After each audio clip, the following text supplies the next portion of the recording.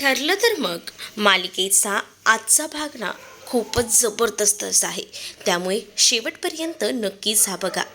तर इकडे आपल्याला सुरुवातीला पाहायला मिळतं की खरं तर प्रतिमा आत्या जी आहे ती आता खूप जास्त संतापलेली असते. कारण तिच्या समोर तो राक्षस उभा असतो जो की महिपत असतो. महिपतने जो आतापर्यंत त्रास दिलेला असतो आणि या सख्याचा बदला आता मात्र प्रतिमा घ्यायचा ठरवते. प्रतिमाने जळतं लाकूड हातात घेतलेलं असतं. ज्या लाकडाला आतापर्यंत ती घाबरत होती ते लाकूड सुद्धा तिने आता चक्क हातात घेतलेलं असतं. अगदी रणरागिणी होऊन ती आता त्याला म्हणत असते की तू तू मला 22 वर्षांपूर्वी संपवायला निघाला होतास. आता राक्षसा तू माझ्या हातून काही वाचत नसतो. असं देखील ती आता रागातच बोलत असते. त्याच वेळेला महिपत तिच्याकडे बघू लागतो आणि तिला म्हणतो की तू तू मला संपवणार आहेस. अगं 22 वर्षापूर्वी मी तुला संपवणार होतो, तुझ्या अख्ख्या फॅमिलीला संपवणार होतो आणि आज तू मला संपवण्याच्या बाता करतेस. काही होऊ शकत नाही तुझ्याकडनं, कारण यावेळेला सुद्धा ना तुझं मरण ना माझ्याच हातून आहे. ते काय एकदा वाचलीस सतत वाचशील असं नाही आहे ना. त्यामुळे आज तू माझ्या हातून खपणारच आहेस. त्यामुळे तुला ना आज तर सगळं काही सांगायलाच हवं. मला म्हणतेस ना की या सगळ्याला मी दोषी आहे, मी हे सगळं केलं आहे, तर ऐक मग, मीच केलं आहे हे सगळं. कारण मला ना तुला संपवायचं होतं. तुलाच काय गं, तुझ्या अख्ख्या परिवाराला संपवायचं होतं. तुझी मुलगी, तुझा नवरा, तिघांना पण. त्यासाठी तर मी तिथं आलो होतो. पण 22 वर्षापूर्वी जो अपघात झाला तो अपघात एका ड्रायव्हरने केला होता. त्या ड्रायव्हरकडनं चूक झाली आणि तुम्ही दोघीही जणी वाचलात. तो अपघात तर मोठा भीषण होणार होता, पण त्या भीषण अपघातातून तुम्ही दोघीही वाचलात. खरं तर ना तुझी मुलगी त्या अपघातात कुठे उडून गेली माहीत नाही, पण तू तू तर माझ्या हाती गावली होती. मग काय, तुला तिथेच संपवायचा विचार केला होता. तुझा नवराही, त्यालाही मारायचं होतं. कारण आहे ना तुमचं कुटुंब मला जिवंत ठेवायचं नव्हतं. मी पूर्ण प्लॅनिंगनिशी आलो होतो. कारण मला माहिती होतं ना या सगळ्या गोष्टी कशा घडवायच्या होत्या त्या. पण त्यामध्ये सुद्धा प्रॉब्लेम्स आले. पण आता आता नाही हं. आता तर मी तुला दाखवतोच. आता 2 मिनिटात नाही संपलीस ना तर बघत बस. कारण मला तर ना तुला जिवंतही ठेवायचं नाही आहे. मी ठरवले. पण ना त्यावेळेला तुझ्या नवऱ्याला सुद्धा संपवणार होतो, पण ते काहीच जमलं नाही.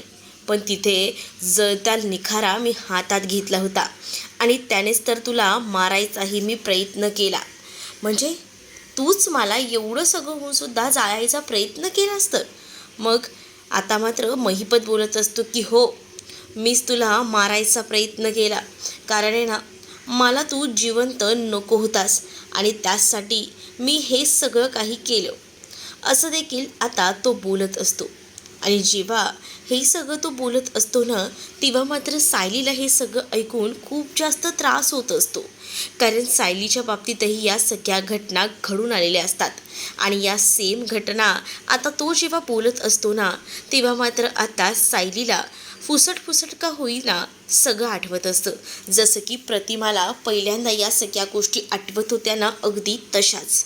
त्याच वेळेला आता प्रतिमाला तो म्हणत असतो की तू आता संपलीस. त्याच वेळेला प्रतिमा जोरात ते लाकूड त्याच्या अंगावर मारायला पुढेच करत असते.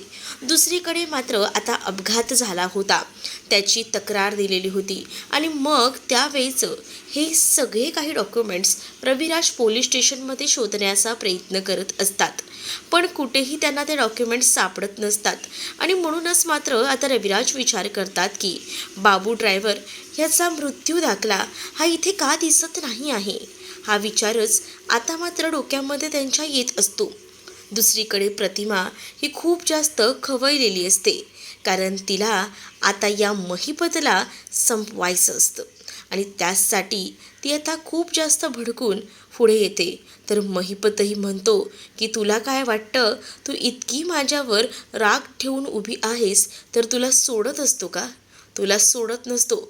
तेव्हा वाचली होतीस गं माझ्या हातून. पण तुला काय वाटतंय प्रत्येक वेळेला तू असशील? नाही, आता तर तुला मी सोडत नसतो. असं बोलून आता मात्र त्याने बंदुकीचा चाप हा जोरात मागे खेचलेला असतो. कारण त्याला ना आता काही झालं तरीसुद्धा प्रतिमा आत्यांना संपवायचं असतं. आणि त्याचसाठी तर त्याने आता बंदूक प्रतिमा आत्यांवर रोखून धरलेली असते. पण त्यावेळेला बिचारी सायली ही खूप जास्त घाबरते. सायलीच्या लक्षात येतं की हा जर अपघात खूप जास्त मोठा झाला तर प्रॉब्लेम होऊ शकतो. म्हणजेच काय, तर प्रतिमा आत्यांनासुद्धा काही होऊ शकतं. आता कुठे प्रतिमा आत्या या सगळ्यातून बाहेर आल्या होत्या, पण दुसरीकडे मात्र हा निर्लज्ज महिपत हा त्याच्या खुनाची कबुली देत असतो. त्याच वेळेला आता प्रतिमा त्याला हेही विचारत असते की तुला हे सगळं करायला सांगितलं तरी कोणी होतं. त्याच वेळेला तो सांगायला जाणार तर इथे मात्र असणाऱ्या गुंडांची मात्र पळताभुई थोडी झालेली असते. कारण सायली समोर आलेली असते. सायलीला जसंही ते समोर पाहतात ना, तेव्हा मात्र आता ते लगेचच बंदूक रोखून धरतात. सायली आता प्रतिमा आत्याच्या पाठीशी ते जळतं लाकूड घेऊन उभी असते. जसं की कोणी तिच्यावर हल्ला करेल तर त्याला ती लाकडाने चांगली ठेचणार होती आणि त्यासाठी ती ते जळतं लाकूड घेऊन उभी होती. पण आता महिपतला हे कळलेलं होतं की प्रतिमा इकडं एकटी नाही आहे, प्रतिमासोबत इथे बाकीही लोक आहेत. त्यामुळे मात्र आता महिपत थोडा सावध झालेला असतो. पण आता महिपतने ठरवलेलं असतं की या प्रतिमाला या क्षणी तरी जिवंत सोडायचं नाही आणि म्हणूनच त्याने आता त्याच्या बंदुकीचा तो चाप जोरात ओढायचं ठरवलेलं असतं. तर दुसरीकडे मात्र आता डायरेक्टली गोळ्यांचा आवाज येऊ लागतो. सायली खूप जास्त घाबरते. सायली विचार करते की गोळ्यांचा आवाज कुठून येत आहे. पण इकडे मात्र चैतन्य त्या गुंडांना सुद्धा मारत असतो. त्याच वेळेला एक गुंड मागे येऊन चैतन्याच्या डोक्यात जोरात बांबू घालतो. त्याबरोबर चैतन्य जागीच कोसळतो. चैतन्याला अगदी सैरभैर व्हायला होतं. कारण त्याला समोर काय चाललंय आणि काय नाही काही समजत नसतं. तो जागेवरच कोसळतो. त्यामुळे आता तो गुंड जो आहे ना, तो डायरेक्टली सायलीवर बंदूक रोखून धरलेलं असतं त्याने आणि तो मात्र आता सायलीवर हल्ला करायलाच आलेला असतो. बिचारी सायली ही सुद्धा आता घाबरलेली असते. पण या सगळ्या प्रसंगात ना आता तिला हेही माहिती असतं की काही झालं तरीसुद्धा आपल्याला हे रक्षण तर करायला हवं प्रतिमा आत्यांचं. कारण प्रतिमा आत्या आपल्या सांगण्यावरून आल्या होत्या आणि जर त्या आता हरल्या तर सगळंच संपलं हे सुद्धा मनोमन कुठेतरी सायलीला वाटत असतं. सायली आता तिथेच तो लाकूड घेऊन जळतं पेटतं जे लाकूड आहे ते घेऊन उभी असते. महिपतने सुद्धा आता पिस्तूल रोखलेला असतो. अचानकपणे पिस्तुलातून आवाज येतो. त्याबरोबर सगळेजण घाबरतात. खास करून अर्जुनही घाबरतो. आता तिकडे पोलीस आलेले असतात. पोलीस जेव्हा तिथे येतात म्हणजेच इन्स्पेक्टर सावंत आलेले असतात आणि जेव्हा इन्स्पेक्टर सावंत तिथे येतात तेव्हा मात्र आता महिपतला बोलू लागतात. महिपत शिकरे, हातातली पिस्तूल खाली ठेवायची आणि आमच्याकडे सरेंडर व्हायचं असं देखील आता सांगितलेलं असतं. पण हा महिपत कसला ऐकतोय. त्या जंगलामध्ये असा चित्तथरारक प्रसंग घडलेला असतो ना की आता पोलिसांवर सुद्धा त्या हवालदारांवर सुद्धा महिपत बंदुकीतून गोळ्या सोडत असतो. दिवस फार असं भयानक दाखवलेलं आहे. म्हणजे एखाद्या मूवीमध्ये किंवा खरोखरच्या आयुष्यात जसं पाकिस्तान भारताचं युद्ध होतं बॉर्डरवर आणि तेव्हा कशी एकांवर सैनिक गोळ्या झाडत असतात आणि ते सगळं युद्ध होतं ना, तसंच आता ह्या जंगलातही ह्या महिपतने घडवलेलं असतं. म्हणजे महिपत आहे ना समोरून गोळ्या झाडत असतो आणि त्याच वेळेला ते पोलीस आहेत ना ते सुद्धा महिपतवर गोळ्या झाडत असतात. तर तिथे जे महिपतचे गुंड असतात ना त्यांनाच काहीशी गोळी लागलेली असते. तर हवालदार जे असतात ते सुद्धा झाडाच्या मागून महिपतवर गोळ्या झाडत असतात. महिपतला ना पोलिसांच्या हवाले जायचं नसतं, त्याला पळायचं असतं आणि त्यासाठी ना त्याचं हे सगळं सुरू असतं. तर आता महिपत गोळ्यांच्या आवाजाने कसा बसा तिकडनं पळून जातो. तर दुसरीकडे मात्र आता चैतन्य हा तिथेच कोसळलेला असतो. तर अर्जुन आणि इन्स्पेक्टर सावंत आता सायली आणि प्रतिमाला तिथून जायला सांगतात, कारण त्यांना महिपतला पकडायचं आहे. आणि जर प्रतिमा आत्या आणि सायली तिथे थांबले तर आता मुश्किल होऊन बसणार आहे हे सुद्धा माहिती असतं.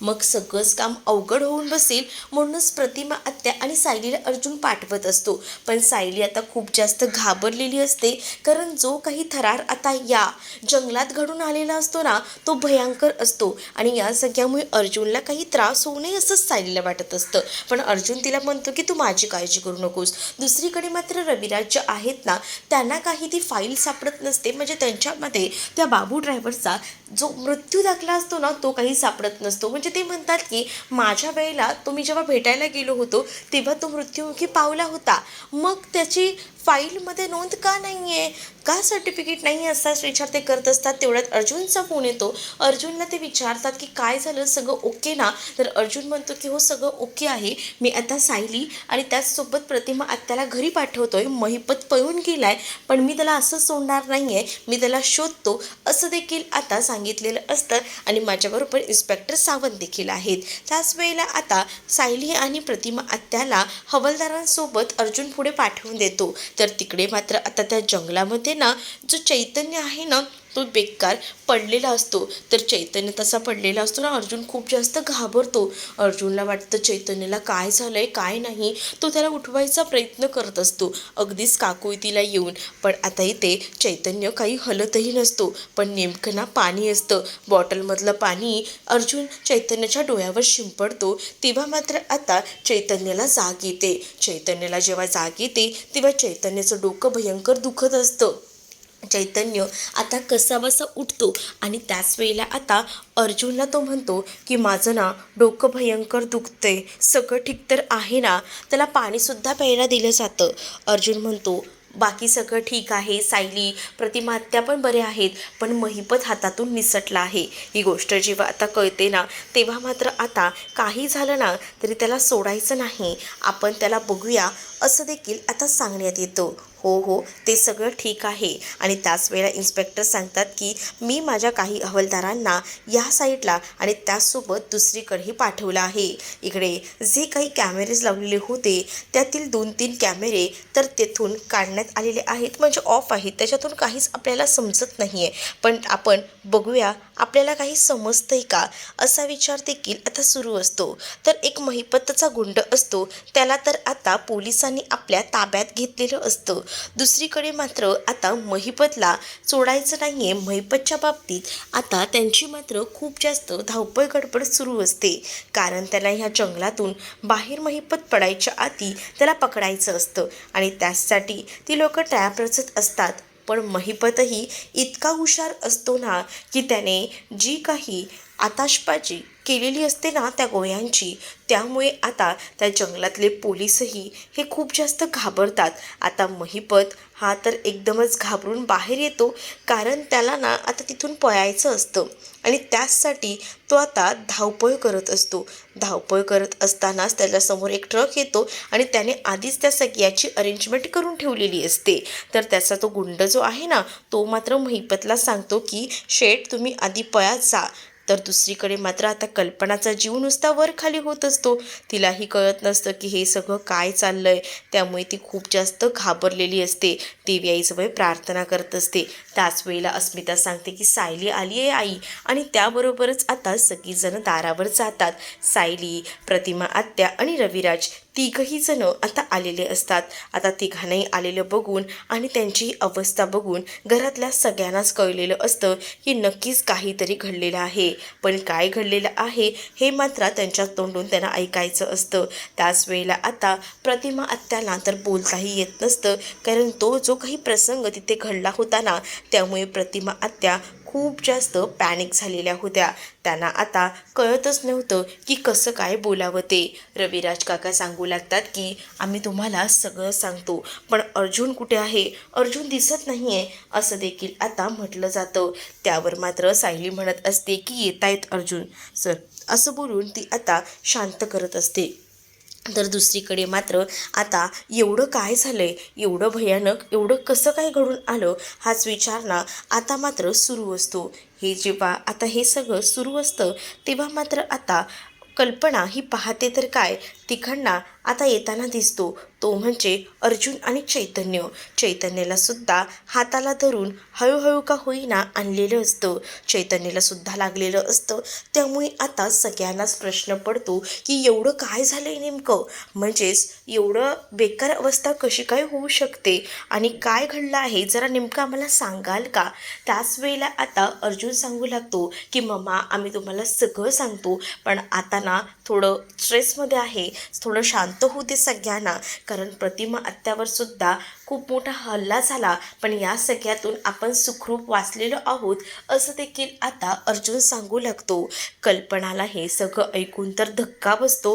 त्याच वेळेला आता इथे कल्पना म्हणत असते की जरा थांबा, मला तुम्हा सगळ्यांची ना दृष्ट काढायची आहे, आणि असं बोलूनच ना ती आता सगळ्यांची दृष्ट काढू लागते. त्याच वेळेला आता जेव्हा ती दृष्ट काढते तेव्हा ती म्हणत असते की माझ्या कुटुंबाला कोणाचीही नजर लागायला नको.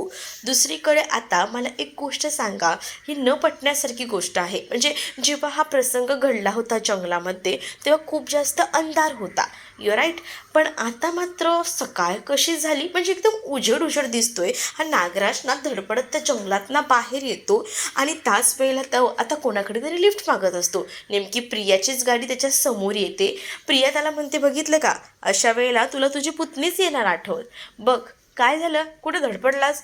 त्यावर मात्र नागराज आता घाबरलेला असतो, कारण नागराजला ना पटकन तिथून बाहेर पडायचं असतं, पोलिसांच्या ताब्यात त्याला काही जायचं नसतं, आणि त्यामुळेच ना त्याची ही जास्त धावपळ गडबड सुरू असते.